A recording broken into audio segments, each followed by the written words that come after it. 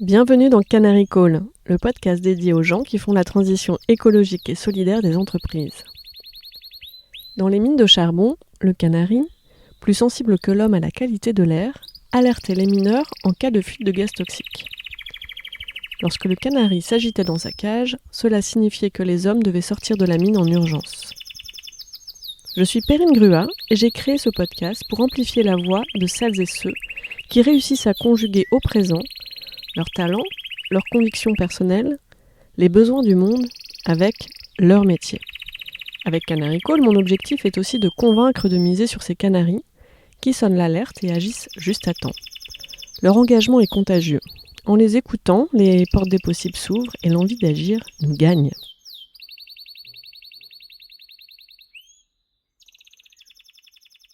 Bonjour Sandrine.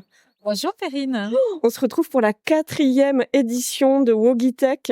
Women and Girls in Tech, et c'est la 3e fois que tu viens à Vivatech. Ah, tu es ma bonne raison de venir à Vivatech.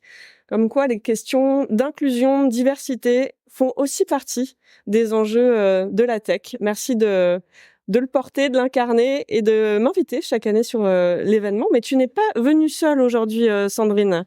Et oui, parce qu'on a une cause qui nous rapproche, une cause de cœur et une personnalité de cœur. Je suis ravie d'avoir invité Startup for Kids et Sharon Sofer, qui est la présidente de Startup for Kids. Et vraiment encore merci d'être là, Sharon. Bonjour Perrine, bonjour Sandrine. Merci de nous avoir invités. Bienvenue.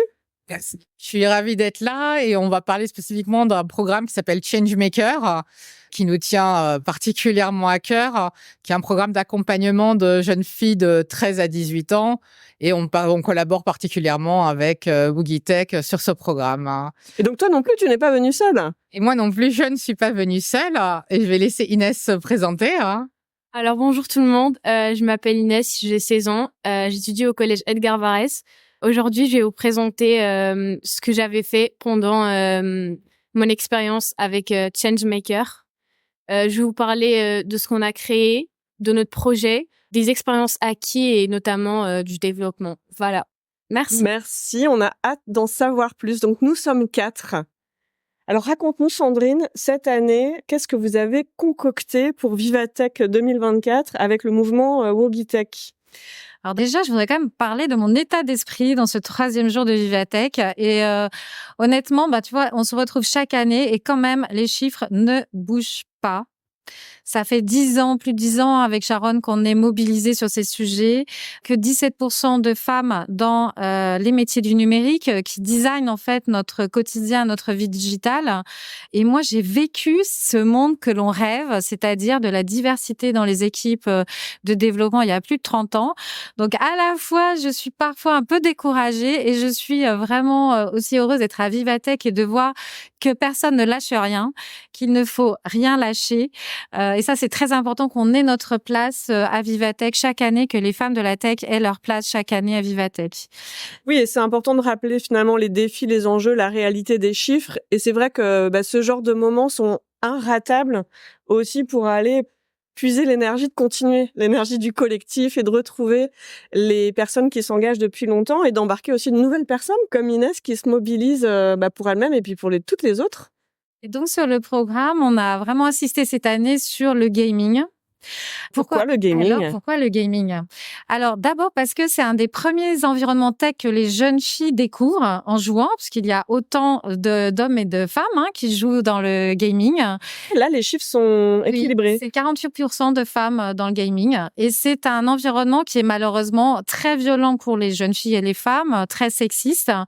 Donc, de voir comment l'univers du gaming se structure, s'organise pour faire face à ce sexisme donne des bonnes pratiques pour les entreprises. Et cette année, on a un partenariat avec Women in Games qui a donc organisé, on a fait beaucoup de choses sur Twitch. Parce qu'encore une fois, Vivatech, c'est magnifique. Qu'est-ce que c'est que Twitch? Twitch, c'est la plateforme des gamers et des gameuses, mais c'est une plateforme publique. Tu n'as pas besoin d'avoir un compte, en fait, pour accéder au contenu de Twitch. Et du coup, c'était aussi très important que Vivatech, c'est un endroit magique. On se retrouve, mais aussi on se retrouve un peu dans l'entre-soi. Donc, il fallait pouvoir permettre à des personnes qui ne peuvent pas accéder à Vivatech d'accéder aux tables rondes, justement sur les sujets de diversité et d'inclusion. Donc ça, c'est très important. Et oui, on est quand même dans le monde des badges. Hein. C'est ça. Et puis, des passes. Et puis, toi qui es dans le domaine RH et formation, eh bien, en fait, le gaming... En fait, sans le savoir, les jeunes filles et les femmes, ont des compétences professionnelles parce que ce sont des compétences transférables sur la réactivité, sur l'agilité, sur la communauté, sur la facilité aussi à utiliser les nouvelles technologies. Oui, puis en tant que recruteuse et coach de transition professionnelle, je peux témoigner de l'appétence aussi internationale qu'il y a pour les compétences françaises. En gaming, le monde entier vient chercher les compétences françaises. Donc, c'est aussi une manière de découvrir le monde et de se développer professionnellement. Oui, l'industrie du jeu est pourvoyeur d'emplois. Et donc, du coup, au-delà de la partie sur Twitch, eh bien, samedi, on aime bien aussi le physique parce que samedi, c'est la journée grand public, c'est la journée que je préfère. Tu vas en parler, Sharon, aussi, parce que les familles viennent à Vivatech. Le pass est accessible. Là, tout le monde peut venir. Et donc, nous aurons la championne olympique de Just Dance qui sera sur le stand de BNP Paribas à 16h, mais aussi sur la Discovery de Vivatech, parce que la tech, c'est fun, parce que la tech nous relie, parce que on s'amuse en famille, on s'amuse entre amis, et il faut aussi voir ce volet-là pour attirer aussi plus de jeunes filles et de femmes dans ces métiers. Ça donne envie, merci beaucoup. Alors Sharon, est-ce que tu peux nous présenter ton association? Donc, l'idée du programme Changemaker, c'est d'accompagner les filles qui ont entre 13 et 18 ans pour justement développer toutes ces compétences nécessaires dans la tech. Donc, à la fois ce qu'on appelle les soft skills. Donc, elles travaillent en équipe, elles développent un projet, elles développent leur créativité, elles vont prendre la parole en public, mais aussi la partie hard skills. Jusqu'à présent, elles étaient accompagnées de développeurs qui les aidaient à développer leurs applications. Maintenant, elles vont passer à la phase de développement. Et Vivatech, dans Changemaker, c'est aussi un temps fort puisque c'est le moment de clôture du programme. Et les filles prennent la parole sur la Discovery Stage, donc qui est une scène, pour ceux qui connaissent pas, qui permet d'accueillir entre 200, 300, 400 personnes, je sais pas exactement, mais du coup, elles sont sur une vraie scène avec un grand écran derrière elles, des micros. Donc, c'est quand même une expérience intense. Et pour rebondir sur ce que disait Sandrine, parce que le travail d'amener des femmes dans le numérique, dans la tech, c'est vraiment un travail de fond qu'il faut commencer très très tôt. Alors nous, on démarre au collège sur ce programme, mais on a aussi des programmes pour les plus jeunes encore, parce que c'est des biais qui sont acquis, que l'informatique, c'est pour les garçons, les sciences, la tech, c'est pour les garçons. Et ça, c'est des biais sur lesquels il faut travailler dès le plus jeune âge parce qu'ils concernent aussi les parents, les enseignants. Et très involontairement, on continue à transmettre ces messages où les maths, la science, c'est pour les garçons, les filles, c'est des littéraires. Et du coup, tout ça, c'est vraiment du travail de fond qui va prendre, je pense, une génération. Donc, c'est pour ça qu'il faut pas se décourager et continuer à se mobiliser pour les femmes dans la tech, mais aussi les femmes dans le management, dans les positions de décision dans les entreprises. Ça, c'est un peu les mêmes enjeux au final d'avoir des femmes décideurs et la tech quelque part, tu décides du monde de demain. Avoir des femmes dans l'IA, c'est essentiel. Enfin voilà, c'est des positions à enjeu. Donc, on ne se décourage pas, même si parfois, c'est vrai que c'est difficile de voir les chiffres qui stagnent malgré les efforts. Mais voilà, je suis convaincue que il faut pas lâcher et que d'ici quelques années, on va vraiment ressentir les effets de tout ce qu'on fait parce qu'elle travaille auprès des filles, elle travaille auprès des hommes aussi et des garçons pour leur ouvrir l'esprit sur ce sujet. Et puis c'est des travails de génération sur des générations.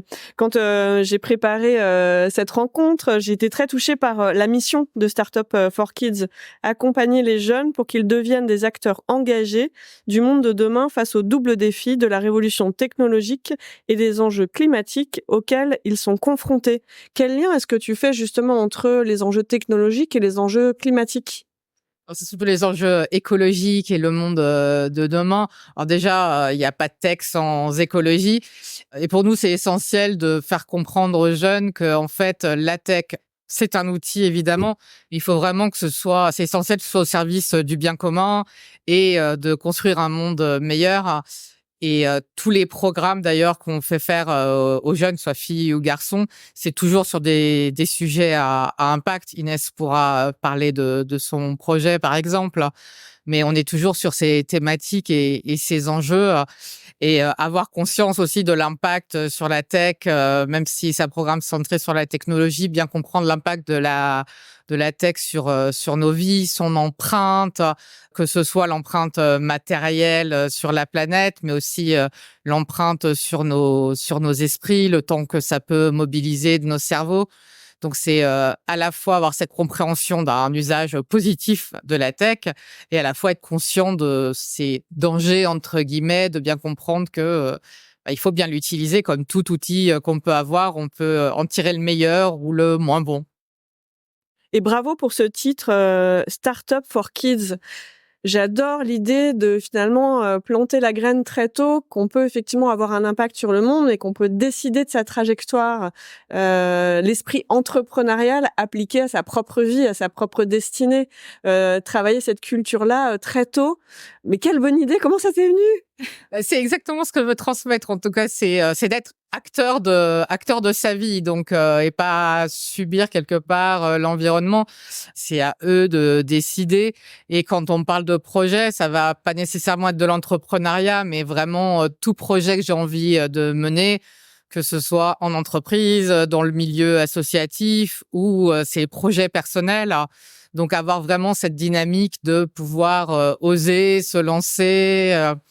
Quand elles ont monté un projet comme Changemaker, où elles aboutissent quand même à avoir développé en un an une application ou un site avec des contenus, avec sur des enjeux à impact, c'est une force qu'elles vont garder en fait éternellement. En fait, elles l'ont fait et du coup elles savent qu'elles peuvent le refaire dans d'autres contextes. Et donc toi, Inès, tu l'as vécu pour de vrai ce programme. Oui. 1 an sur ton temps libre, hein?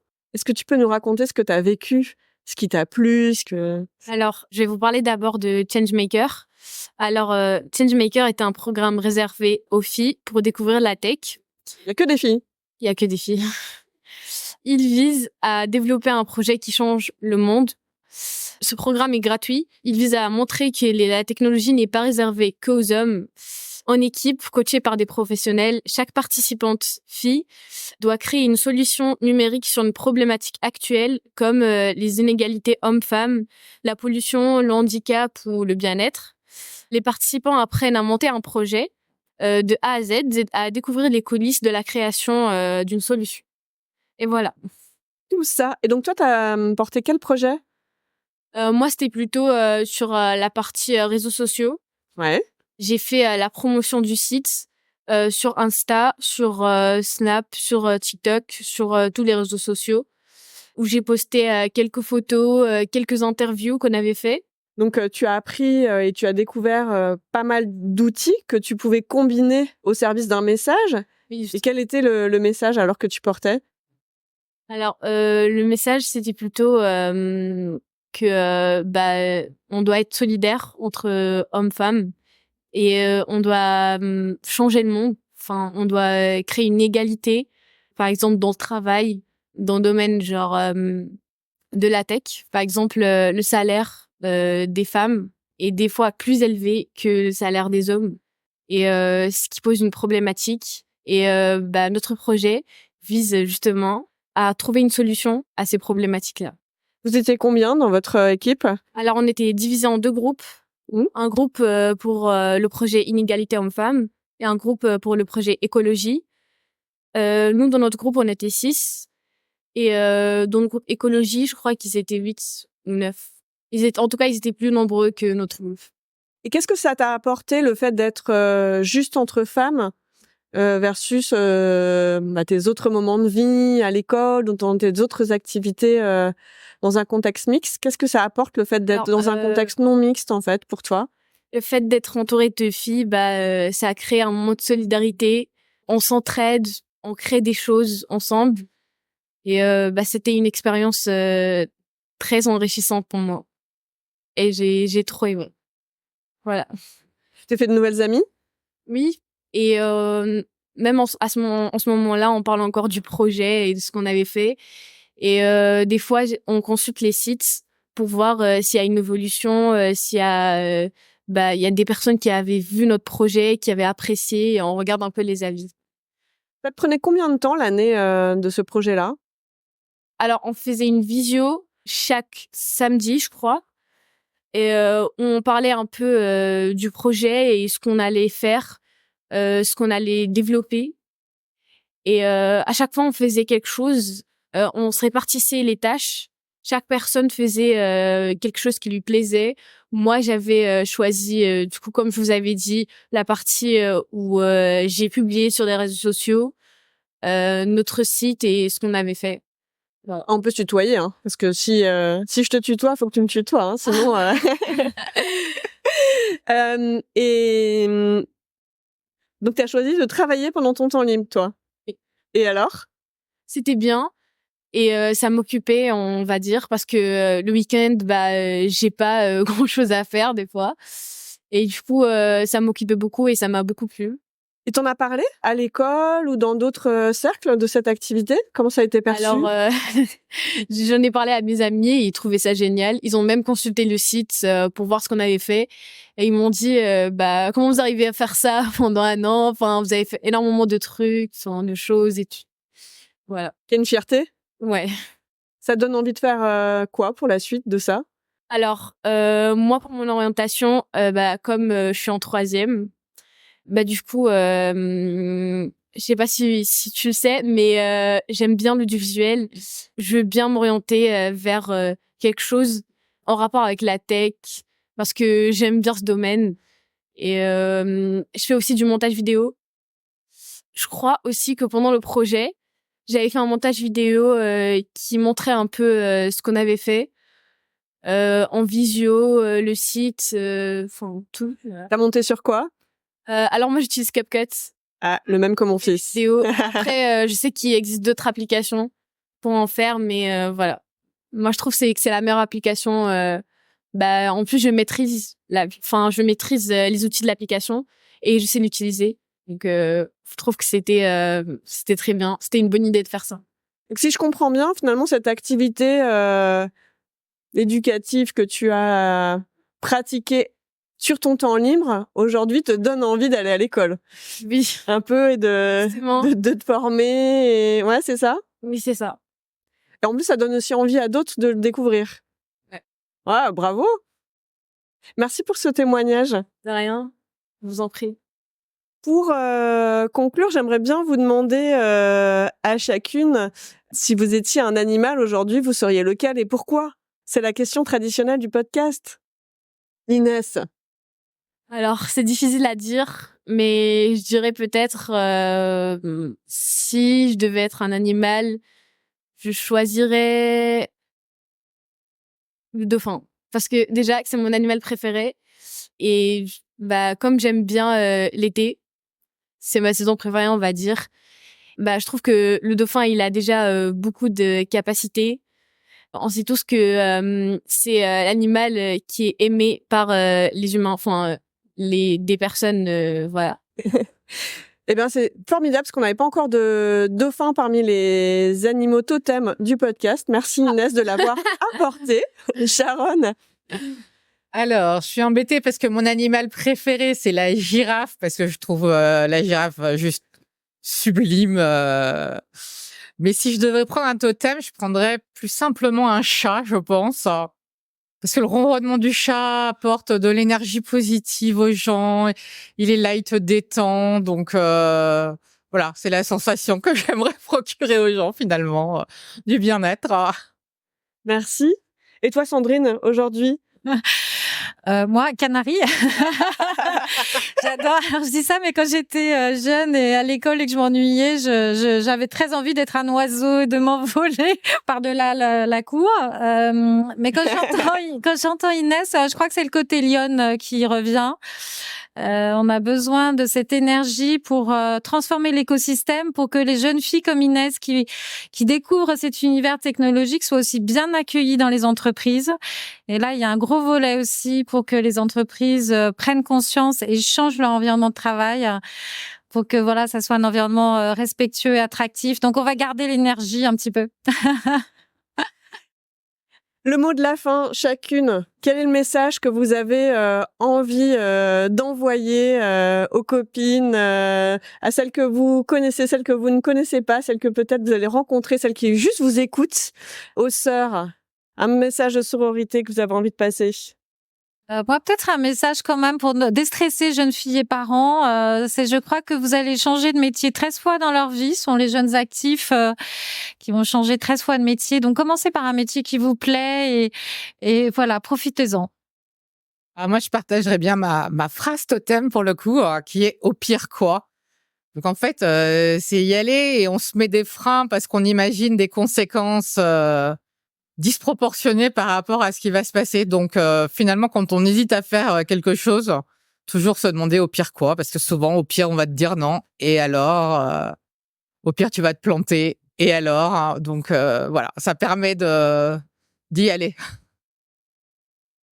Alors moi, je dirais, faut se laisser aller parce que le stress c'est normal. Et moi, comme je suis stressée tout le temps, voilà, surtout avec cette année-là qui a été très difficile avec mon orientation en 3e. Il y avait beaucoup de charges. J'étais largement occupée par mes études, par les révisions, par d'autres trucs. Et moi, je dis, si on sait s'y aller, tout va aller bien. Voilà. Merci beaucoup Inès, Sharon, Sandrine pour ce message qui résonne mais tellement avec mon activité de coach en transition professionnelle. Finalement, se mettre en mouvement, tester, suivre aussi son instant, sa petite boîte canarie, c'est l'important. Donc merci pour ces messages et rendez-vous, j'espère, en 2025 pour la 5e édition. Merci à toi, Perrine. Merci, Perrine. Merci pour votre écoute. Pour être tenu informé de la diffusion des nouveaux épisodes, je vous invite à vous abonner au podcast sur la plateforme de votre choix et à suivre les comptes de Canary Call sur les réseaux LinkedIn, Twitter, Instagram, YouTube et Facebook.